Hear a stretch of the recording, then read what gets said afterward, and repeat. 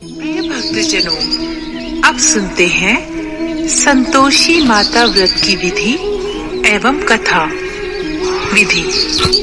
इस व्रत को करने वाला कथा कहते व सुनते समय हाथ में गुड़ व भुने चने रखे। सुनने वाला संतोषी माता की जय, संतोषी माता की जय मुख से बोलता जाए। कथा समाप्त होने पर हाथ का गुड़ चना गौ माता को खिलाएं। कलश में रखा हुआ गुड़ चना सबको प्रसाद के रूप में बांट दे। कथा से पहले कलश को जल से भरें। उसके ऊपर गुड़ चने से भरा कटोरा रखें। कथा समाप्त होने और आरती होने के बाद कलश के जल को घर में सब जगह छिड़के और बचा हुआ जल तुलसी की क्यारी में डालें। व्रत के उद्यापन में 2.5 सेर खाजा, मोमनदार पूड़ी, खीर, चने का शाक नैवेद्य रखें। घी का दीपक जला संतोषी माता का जयकारा बोल नारियल फोड़े। इस दिन घर में कोई खटाई न खावे और ना आप खाएं, ना किसी दूसरे को खाने दें। 8 लड़कों को भोजन कराएं। देवर, जेठ, घर कुटुंब के लड़के मिलते हों तो दूसरों को बुलाना नहीं। कुटुंब में ना मिले तो ब्राह्मणों, रिश्तेदारों या पड़ोसियों के लड़के बुलाएं। उन्हें खटाई की कोई वस्तु न दे तथा भोजन कराकर यथाशक्ति दक्षिणा दे। संतोषी माता व्रत कथा। एक बुढ़िया थी और उसके 7 पुत्र थे। 6 कमाने वाले थे, एक निकम्मा था।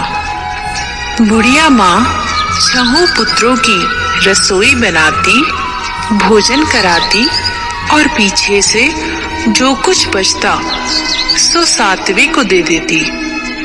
परंतु वह बड़ा भोला भाला था, मन में कुछ विचार न करता था। एक दिन अपनी बहू से बोला, देखो मेरी माता का मुझ पर कितना प्यार है। वह बोली, क्यों नहीं, सबका जूठा बचा हुआ तुमको खिलाती है। वह बोला, भला ऐसा भी कहीं हो सकता है? मैं जब तक आंखों से न देखूं मान नहीं सकता। बहू ने हंसकर कहा, तुम देख लोगे तब तो मानोगे। कुछ दिन बाद बड़ा त्योहार आया। घर में 7 प्रकार के भोजन और चूरमा के लड्डू बने। वह जांचने को सरदर्द का बहाना कर पतला कपड़ा सर पर ओढ़कर रसोई घर में सो गया और कपड़े में से सब देखता रहा। 6 भाई भोजन करने आए। उसने देखा माँ ने उनके लिए सुंदर सुंदर आसन बिछाए हैं, 7 प्रकार की रसोई परोसी है। वह आग्रह करके जिमाती है। वह देखता रहा। 6 भाई भोजन करके उठे। तब माता ने उनकी जूठी थालियों में से लड्डुओं के टुकड़ों को उठाया और एक लड्डू बनाया। जूठन साफ कर बुढ़िया माँ ने पुकारा, उठो बेटा, 6 भाई भोजन कर गए, अब तू ही बाकी है, उठना, कब खाएगा? वह कहने लगा, माँ मुझे भोजन नहीं करना, मैं परदेश जा रहा हूँ। माता ने कहा, कल जाता हूँ तो आज ही जा।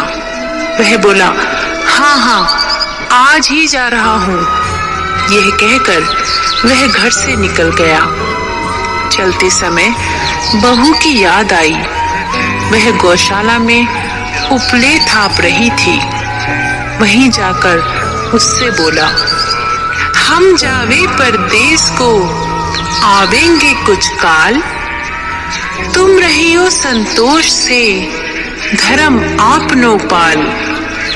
वह बोली जाओ पिया आनंद से हमरू सोच हटाए। राम भरोसे हम रहे ईश्वर तुम्हें सहायता। दरिद्रता का नाश होता है, लक्ष्मी आती है, मन की चिंताएं दूर होती हैं। घर में सुख होने से मन को प्रसन्नता और शांति मिलती है। निपुत्र को पुत्र मिलता है। प्रीतम बाहर गए हों तो जल्दी आ जाते हैं। कंवारी कन्या को मन पसंद वर मिलता है। राजद्वारे में बहुत दिनों से मुकदमा चलता हो तो खत्म हो जाता है। सब तरह सुख शांति होती है। घर में धन जमा होता है। पैसे जायदाद का लाभ होता है। रोग दूर हो जाते हैं तथा और जो कुछ मन में थी, भैया पत्र आवे रुपया आवे तो हम सबके लिए अच्छा है। ऐसा कहकर आंखों में आंसू भरकर संतोषी माता के मंदिर में मातेश्वरी के चरणों में गिरकर रोने लगी। माँ, मैंने तुमसे पैसा नहीं मांगा। मुझे पैसे से क्या काम है। मुझे तो अपने सुहाग से काम है। मैं तो अपने स्वामी के दर्शन और सेवा मांगती हूँ। तब माँ ने प्रसन्न होकर कहा, जा बेटी, तेरा स्वामी आएगा। यह सुन वह खुशी से बावली हो घर में जा काम करने